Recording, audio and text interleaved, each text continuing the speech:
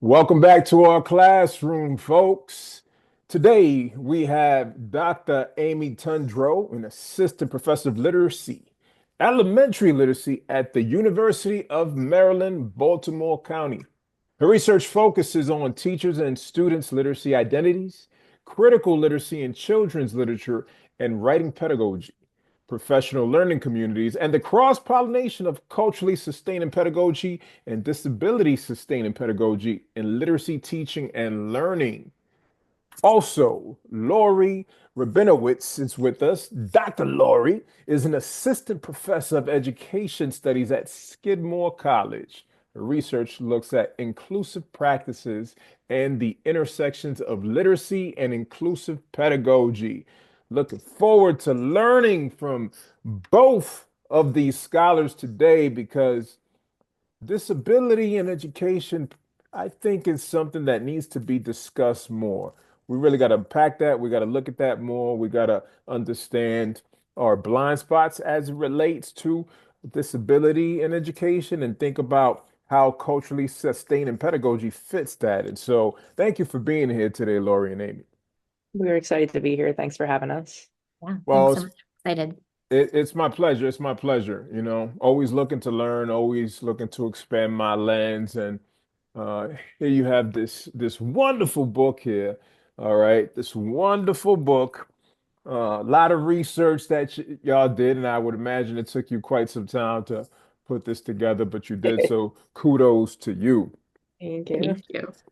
So your book emphasizes the integration of culturally sustaining pedagogy, CSP, and disability sustaining pedagogy, DSP, which I'm less familiar with, and balance literacy to create an inclusive literacy framework. In practical terms, how can educators weave these approaches into daily instruction without feeling overwhelmed by competing priorities? Yeah, that's a good question. I think one thing that really comes to our minds when we think about that is that educators should give themselves grace. Mm, Um, Teaching is not easy, right? that's the truth. And and and that's the reality of teaching. It's not easy, and we should recognize that. I was doing a research study a few years ago with educators that work with students with disabilities in inclusive contexts, and they were really, really, really skilled at presuming the competence of the students they were working with and giving them a lot of grace and recognizing that learning has an edge and a curve and it takes time, but they were really hard on themselves and they gave themselves a really hard time that they weren't doing things well enough. So I think one thing to think about in terms of a question like that is I encourage educators not to feel overwhelmed, but recognize that learning how to teach in complicated ways is hard. There's a concept I like to use with my students, and I teach undergrads right now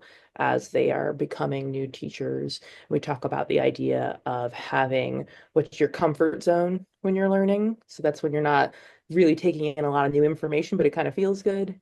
And then there's your learning edge when you're taking in new information and it's a little tricky and it doesn't feel great. And then beyond your learning edge, when you put yourself way too far out there and you kind of shut down. And what we would encourage teachers to do is take their time with integrating three different pedagogical practices at the same time and put themselves in a learning edge, recognizing it's okay if something feels hard when you're swimming in new learning. And like knowing that even though this feels hard and it's complicated, if you don't integrate multiple ways of teaching at the same time, that's going to feel hard in its own way too. So you might as well do it in a way that you feel really good about with your students. Like teaching from a script may feel easier in some ways, but it may produce students who are disengaged, students where you don't feel like they're really learning, and that's not going to feel great either. So recognizing, yes, this might feel a little tricky, but that's part of the learning process. Um, if that gives teachers comfort, I think that's important. I think the other thing to think about is we know a lot of teachers that are already doing this work. They're holding on to multiple pedagogies that are complicated and critical at the same time, and we do feature several of them in the book. And what often happens in our space in academia, and we're former teachers, I'm a former special ed teacher from New York City, and Amy's a former elementary school teacher from the Massachusetts outside of Boston area. So we've done this work. We know that you're always integrating all these practices at the same time, but academics like us don't write it at like interdisciplinary, intersectional ways. often. And we even have found in publishing, it's really hard sometimes to get our work published because academia is so siloed. So deliberately, we've tried to put together multiple pedagogies at the same time to show examples of what we know the actual practice looks like. You have students with disabilities who have multiple other identities intersecting in their lives at the same time, all the time. And often academia says, but this is how you teach a student with a disability, and this is how you teach in a culturally sustaining way. The reality is you need to do both all the time. So our book is aiming to give that example of what your actual life is like as a teacher in the classroom. You can't separate students' identities from each other at the same time. So that's part of the hope is the book gives those examples of what it looks like from teachers. And we have 20 different teacher contributions that do that. I think it might be helpful just because, as you mentioned, right, folks might be a little less familiar with disability sustaining pedagogy. So as Laurie's talking about, right, like we're thinking about these things intersectionally. And so I'll just give kind of a brief overview of disability sustaining pedagogy so folks are a bit more familiar with it. And for context, we are really standing on the shoulders of incredible scholars of color who come before us, right? So we're drawing on Laurie Billings' work with culturally relevant pedagogy. And Django Paris's work on culturally sustaining pedagogy. And what Laurie Billings did is went to excellent teachers of color who were their students of color were succeeding, right, and learned from them. And so Laurie and I kind of took that framework and went to teachers with disabilities who are helping students with disabilities succeed. And we learned from them how their identities informed their teaching practice, right? They have all of this lived experience of navigating school systems that were not built for them. Mm. And so they have all of this knowledge that all of us as educators can learn from. And so we tried to create disability sustaining pedagogy as a counterpart to culturally sustaining pedagogy. Because often when we talk about culturally sustaining pedagogy, disability might be in the list of identities we're attending to, but it's often not taken up in robust ways, right? We don't have a lot of examples of what that looks like. Mm. And so that's something that Laurie and I were trying to do in this book is give some concrete examples of what it looks like to treat disability as a cultural identity and thinking about it as something that we can sustain through our teaching practices. And so that involves really going beyond just thinking about access or inclusion in terms of like where students' bodies are placed, like what classroom we're teaching them in, or if it's a push out or a pull out group, and really thinking about honoring students' identities and thinking about the cultural capital, the cultural competence that people with disabilities have. And so that includes things like connecting students with disabilities with mentors who have disabilities. We've been doing some interviews with educators, additional interviews with educators with disabilities, and we've talked to some like children's book authors who have disabilities. And as we talk to them, none of them can really identify mentors that they've had who share a disability identity with them.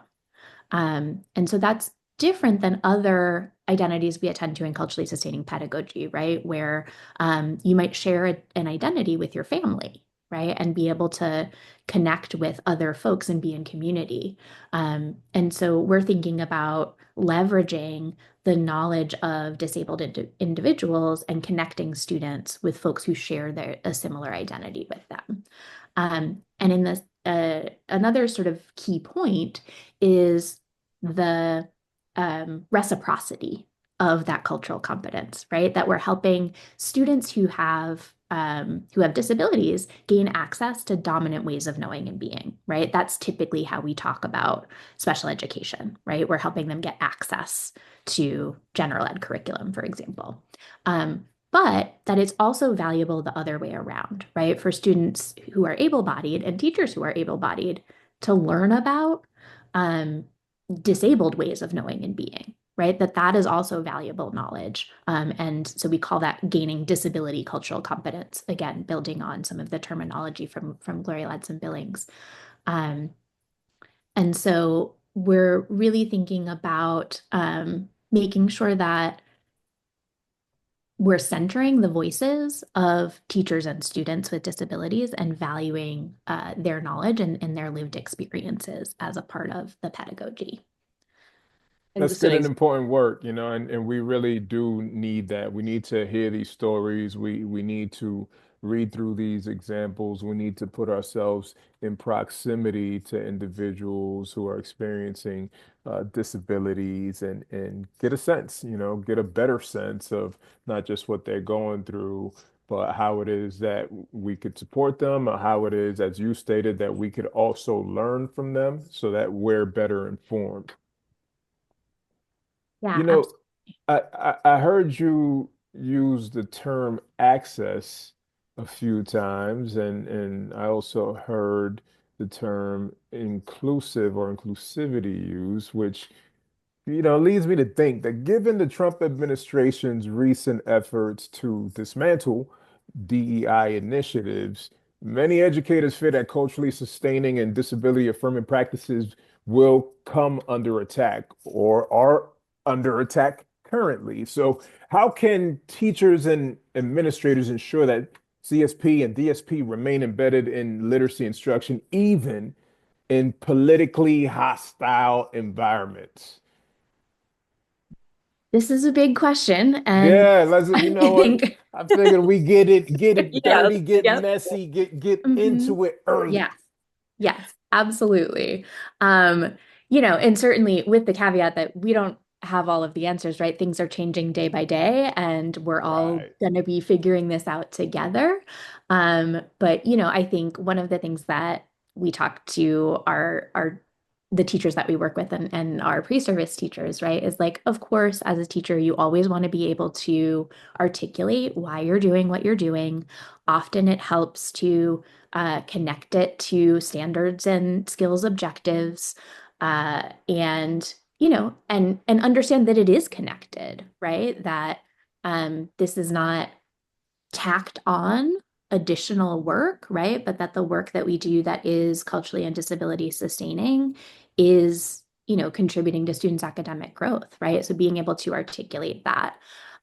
We also really see our teachers who are doing this work following their students' leads.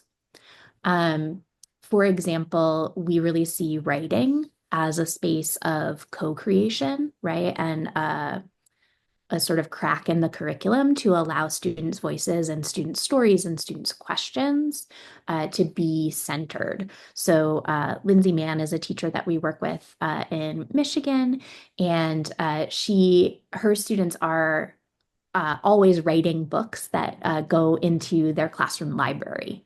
And, that is a space where things that happen in their lives and their identities, right, become the curriculum because that's, what they're writing authentically. Right. That's good. And That's a you're good not going to, strategy.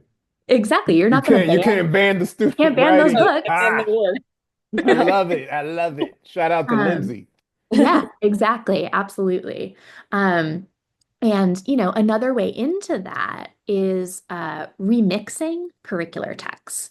So we use strategies from, I love postmodern picture books, and often they include techniques like, where text is crossed out and rewritten, or there's a narrator that's put into an existing story that talks back to the text, right? So you can think about like fractured fairy tales or, those kinds of things, right? Where we take a sort of conventional story and we remix it. And so oftentimes teachers are required to use particular texts in the classroom, right? Very contested over what those texts are. But whatever those texts are, we can use strategies to question those texts, to be critical of those texts, and to invite students to rewrite them in ways that better represent their identity or represent the questions that they have. Um, and so when you're limited by curricular mandates, it's the way that we're engaging kids with those texts can really open up a new world of possibilities. Yeah, I Um, like that. I like that because it invites the students in, right? It empowers them to be part of the process. but it also maintains and fosters their creativity. And Mhm. so, like, I could even see myself, if I'm in there, we're gonna need some horns. Like, remix, the horns are Exactly. going off. It's, remix time. We might have some turntables. Mhm. Really make it a fun experience, right? Because learning should Absolutely. be fun. We want kids to find the process of learning to be fun, as Absolutely. much as we can, but we also want to continue to tap into that student voice, right? Get students writing, keep them questioning, push those critical thinking skills. So I love that because that's the type of thinking, that's the type of innovation that we need, especially right now. And, kids have so much awareness of remixing because of, the social media that they consume, right? Memes are all about remixing. Hmm. And, they're familiar with remixing from music as I mean, well. you And could do something right there, right? Just look, using memes to really um, teach literacy, right? To help them engage in literacy in a different way. There's just so many different ways to do these things. Laurie, I know you're itching to jump in. Well, we have an example of that in the book. There's a teacher, a wonderful teacher, Allie Paddock, who teaches in Brooklyn, and she provides an example of where she had her students take the images from the Roblox game on the internet, and a lot of the representations of gender in Roblox are kind of problematic, very binary and like perpetuating like very typical norms of femininity or masculinity. And which Ali interestingly works with students with significant language-based learning disabilities. So these are students for whom critical literacy skills are often like seen as something that they're not yet ready for. But she works with fifth graders, and when she has conversations with them, they're very aware of their environment, but a lot of the literacy work that they do in the classroom is like learning like basic decoding skills, like phonics skills, and they do need that work, and it's really important. So she created a unit of study that didn't get rid of that instruction that valuable, important instruction that she was doing, but an additional unit where they were drawing on critical visual literacies, and they learned some critical visual literacy skills similar to what Amy's talking about in terms of remixing, like thinking about cropping, thinking about what we emphasize in an image, and then had them redesign. They found these problematic Roblox images and they redesigned them and explained why they redrew them the way that they did to like re-empower a female character that had been created in Roblox, or to demonstrate that masculinity can be more complicated than having big muscles. So that's one of the examples in the book of the teacher drawing on some of that media culture to do it. That's great. That's great that you bring us there into the classroom level because I think it's important for our listeners to hear some of these concrete examples. So thank you for doing that. Now I want to bring it to the 30,000 foot level. And as a former school leader, these are definitely curiosities that always cross my mind. One of the key ideas in your book is that a whole school approach is necessary for sustaining cultural and disability identities in literacy classrooms. What are some concrete steps school leaders can take to support and equip teachers in implementing these frameworks effectively? Yeah. I'm a former school leader too, so Oh, it's shout out to my school leaders. Yes, company. we got to stick together because sometimes our folks they don't understand the struggle. It's They a don't hard job. understand how hard it is to lead a school. It's Hard. a thankless job, though. We love it. We love it, but it it could often feel thankless. It's very hard. I worked at a school that was all so when we talk about inclusion, I think about inclusion as a mindset and a way of thinking about kids. But I worked at a school that was all integrated co-teaching classrooms throughout the whole school, which is a special education service delivery model. So have had the opportunity to sort of think about this idea of what does it mean to have students with disabilities integrated across an entire school. And some of the things that we've seen work, and I saw work in that context, were teacher-centered learning communities rather than top-down learning. And that would be teachers having inquiries about particular students, having teachers lead each other, so teachers serving in leading roles to do like professional learning. The school where I worked, we had like a weekly professional learning community time where people were in choice groups addressing needs of students who they were thinking about, they were wondering about. This can be done in the form of book clubs. It could be done in the form of a lesson study, which I found highly effective, where you choose a pedagogical practice, hopefully something from our book that you want to try out, perhaps remixing, as Amy just shared in detail about, and then you have a group of teachers write a lesson that remixes together, and then someone lead teaches it, everyone observes and gives feedback, and then they design the next lesson, and then people bring it into their own classrooms, videotaping each other's pedagogies, and then giving each other feedback on them in a teacher-centered space, not from the administrative level.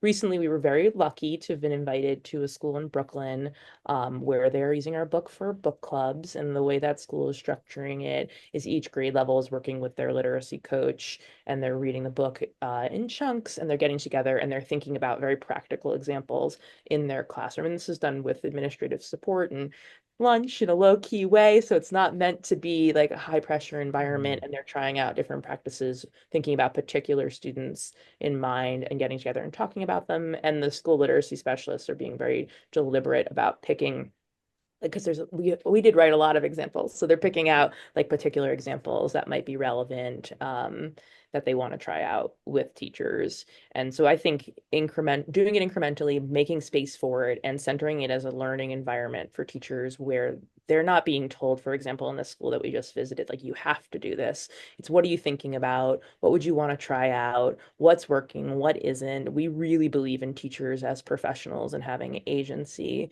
in doing this work and giving feedback. So centering the teacher as a professional learner is key, and presuming that they can be professional learners in an environment where we often really have been restricting teaching practice and saying, follow these scripts.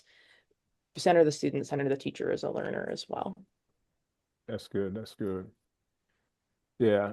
You also highlight because I think these are things that if we're given space for teachers to drive the conversation, to bring their wonders, to bring their curiosities, that in the process of doing so, there will be a great deal of discovery. And one of the things that we're constantly discovering is who our students are. And your book highlights the intersection of multiple identities, race, disability, language, and culture, in shaping students' literacy experiences.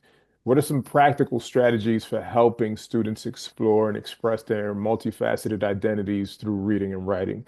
And we talked a little bit about this early on, but love for us to build on this.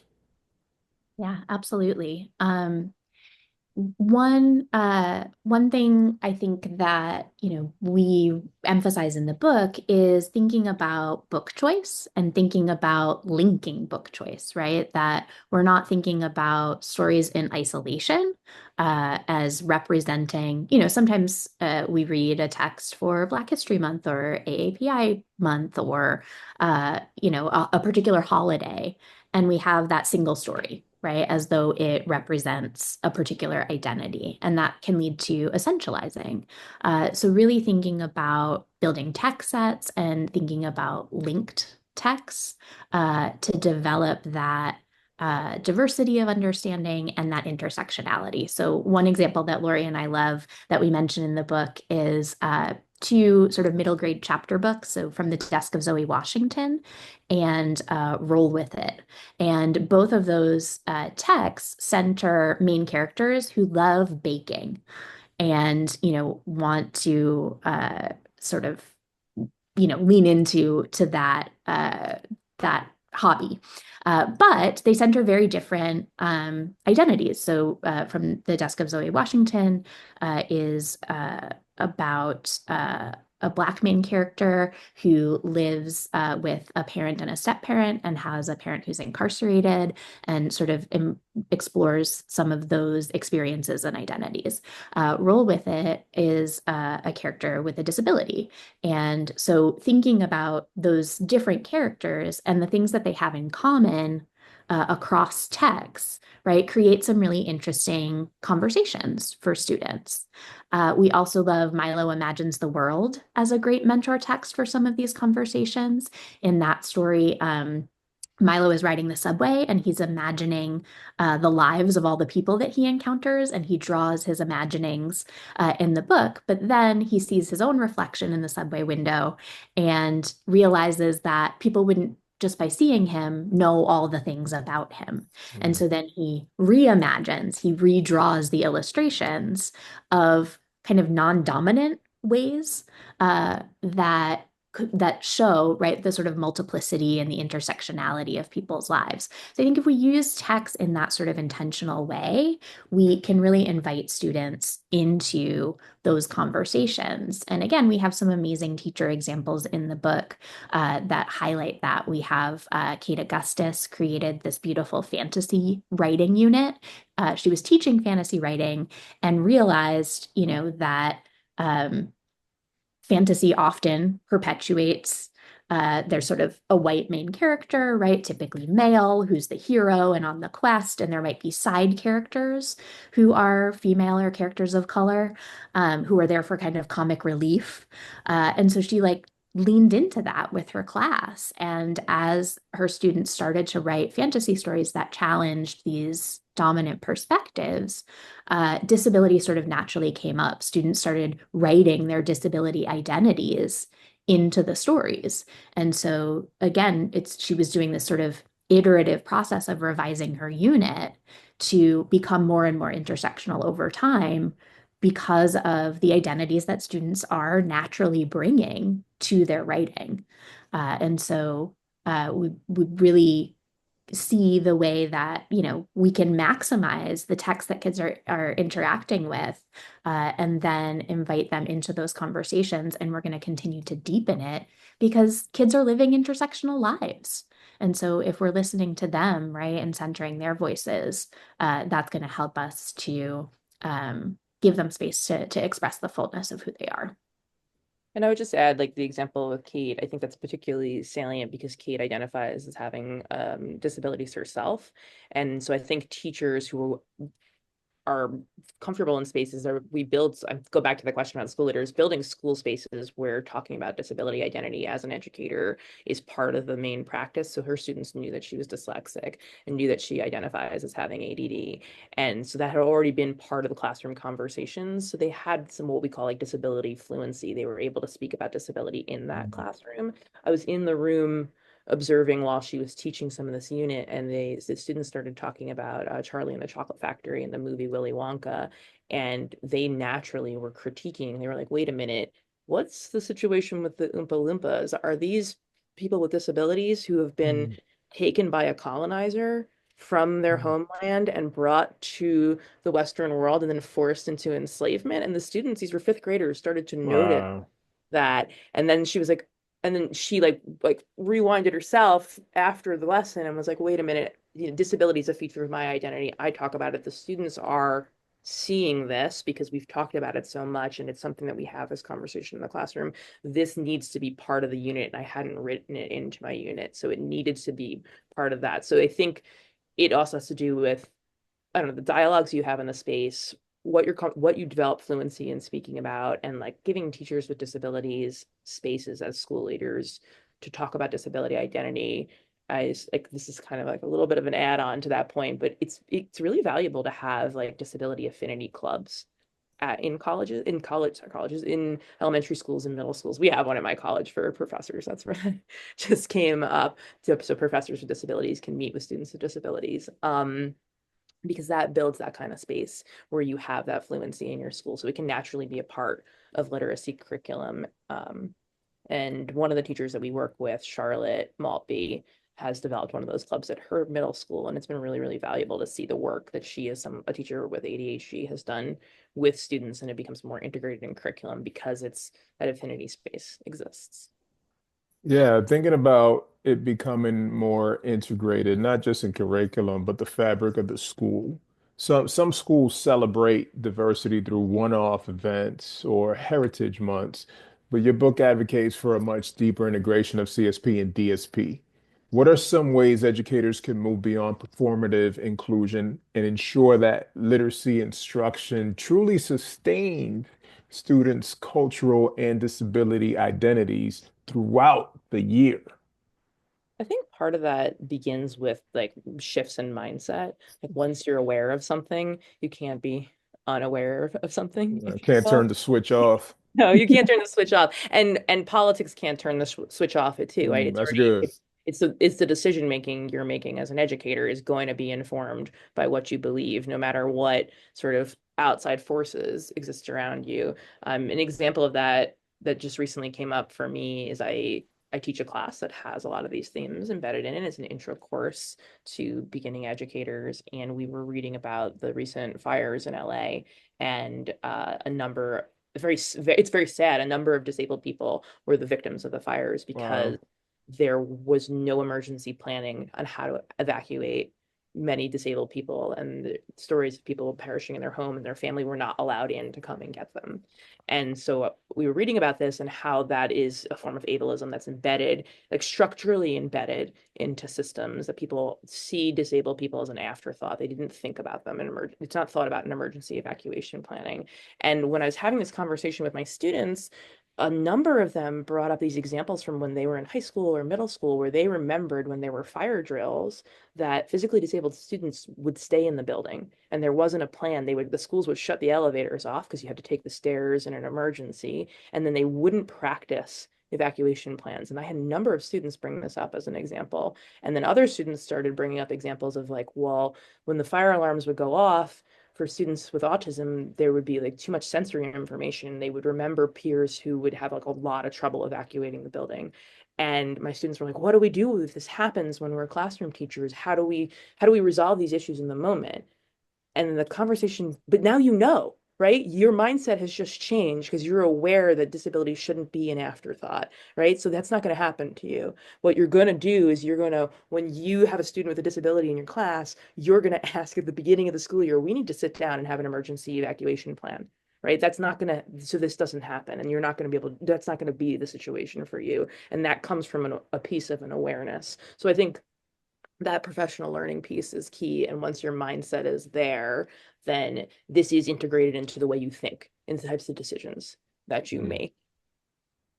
I think the other component to think about is that, again, like these are not add-on practices and they don't live only in read aloud, for example, that we can embed and bring this mindset to what are often presented as like neutral practices. So, for example, with science of reading right now, phonics is top of mind for many elementary school teachers, and folks have new curriculum that they've adopted that again they're being asked to implement in scripted ways, and we often think of phonics as neutral, right, as though language and cultural background is not involved in phonics instruction.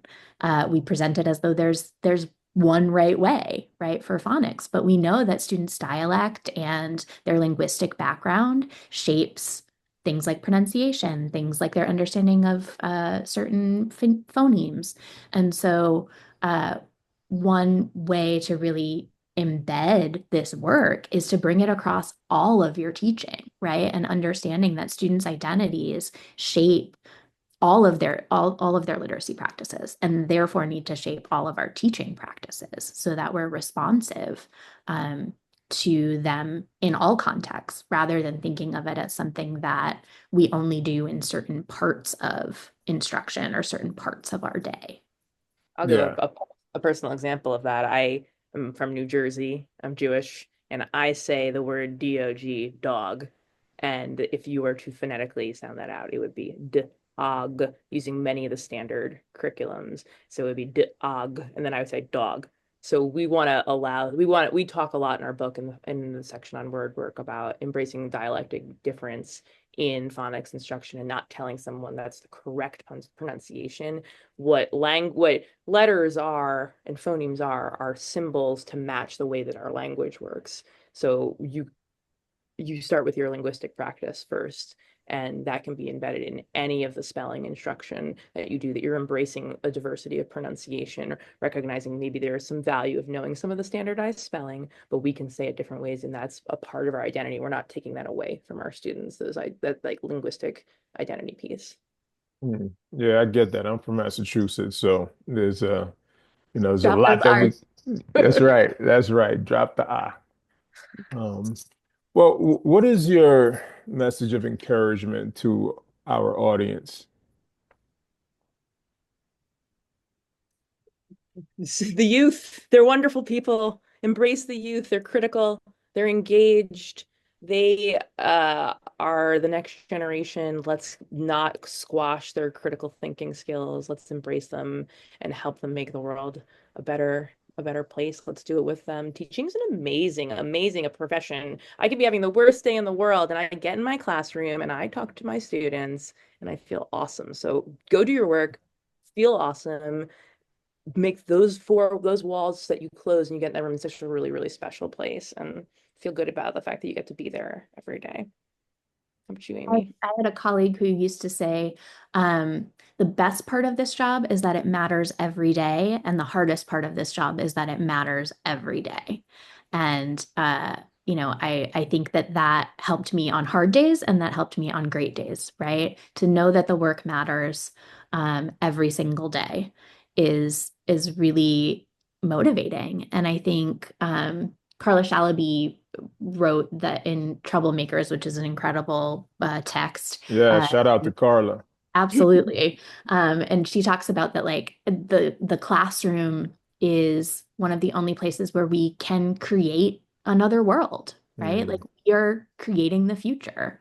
And that is incredibly powerful, right? So I think like for teachers, embrace the power, right? We talk to folks all the time who have vivid memories of things that happened in classrooms when they were children, right? Like decades later as adults, the things that we're doing matter.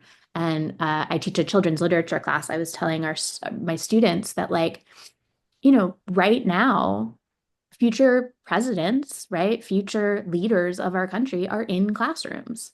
What they're reading, what they're learning matters. mm. And so their teachers are in very real, tangible ways shaping our future as a society. And so, unfortunately, teachers get a lot of messages that are disempowering, um, but they can't take that power away from us. That's right. That's good. That's a message that we need to hear right now. There's probably a lot of folks who are feeling powerless, Mhm. but need to be reminded that we do have power, we do have agency, and we need to exercise that now. So for those that want to learn more about your work, for those that want to dig into sustaining cultural and disability identities in the literacy classroom, K through 6, where can they learn more about you? Where can they connect with you? Where can they get a copy of this book? Mhm. Yeah, so you can get a copy of our beautiful text and see these beautiful kids engaging in incredibly joyful literacy practices from Routledge. It's also available on Amazon. Um, and in terms of following us, you can certainly connect with Laurie and I at our email addresses. I'm Amy Tondreau on Twitter and also on Blue Sky. We also have an Instagram account that we really encourage everyone to follow. It's Sustaining Disability Identities on Instagram. And we are in the process of building a website. And so when we have the website to release, we will be announcing that on the Instagram account. And so that's the best place to stay up to date with our work and where else we're talking and presenting and writing and all that good stuff.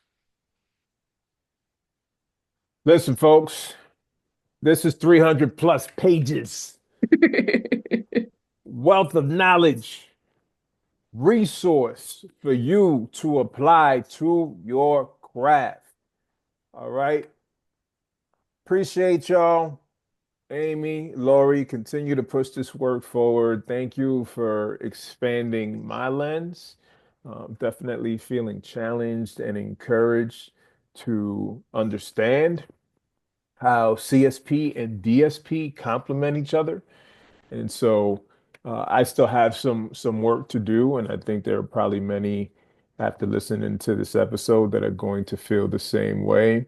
And we appreciate y'all guiding us to notice how these pedagogies intersect and pushing us to ensure that we not only become aware, but that we take some action, that we implement what you're offering here as a framework so that we're in greater proximity and a better support to individuals that have disability identities. Thank you so much. Really appreciate the conversation and the chance to share about our work. Likewise, I agree. It's nice to meet you. Thank you. It's been a pleasure.